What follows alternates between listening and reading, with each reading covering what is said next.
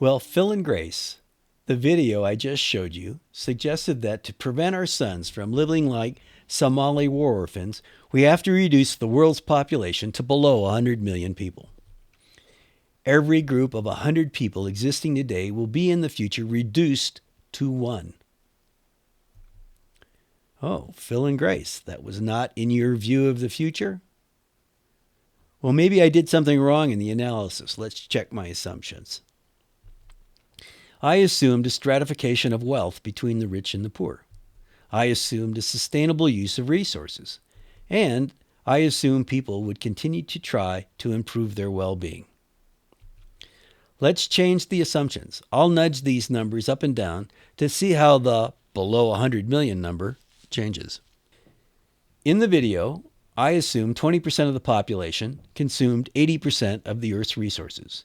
However, Phil and Grace know the rich are getting richer and the poor are getting poorer. Maybe today, 10% of the people consumed 80% of the resources. With this distribution, how much would the population have to decrease to prevent civilization collapse? To help perform the math, let's review what transpired in the video. In the video, 4 units serviced 80% of the population.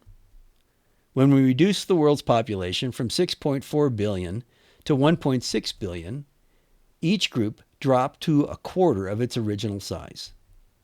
With only a quarter of the people in each group, each person has 4 times as many resources. However, even with these improvements in well-being, the average poor person would still be consuming 1/16 as much as the average rich person. This state of hierarchy, this distribution of goods and services, drives conflict at the original rate. Also notice there are still 4 times as many poor people as rich people. If we constrain the rich groups so they don't expand their consumption 4 times, they just keep living like today's fat cats, these 12 units can be used to increase the goods and services of the poor people. Then all 5 groups can have average North American lifestyles.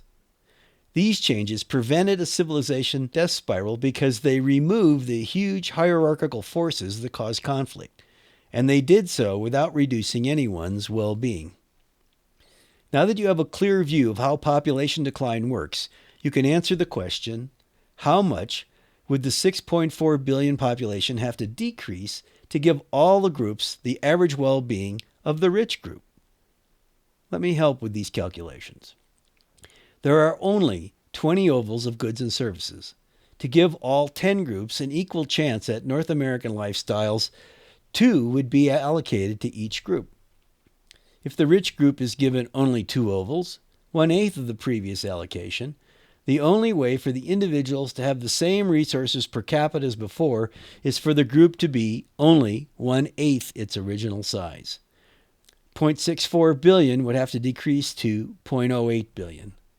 0.08 billion is equal to 80 million people. 10 groups of 80 million would give a world population of 800 million. Thus, after lowering the world's population to 800 million and reallocating these 14 units, hierarchy would be reduced enough to maintain peace and have the average lifestyle of the top 10%. Well, Phil and Grace, the video suggested we have to reduce population to a quarter, but with this more realistic rich-poor distribution, we would have to reduce population to 1/8. Reduction to 800 million gets us peace. However, getting us a sustainable civilization would require additional population reductions. If we use the video's 16-year soil regeneration number, then we have to take 1/16 of 800 million to get the population that is both peaceful and sustainable. Then we get below 50 million, not the below 100 million, as shown in the video. The video's analysis suggested we have 64 times too many people. With this more realistic rich-poor distribution, the same analysis suggests that we have 125 times too many.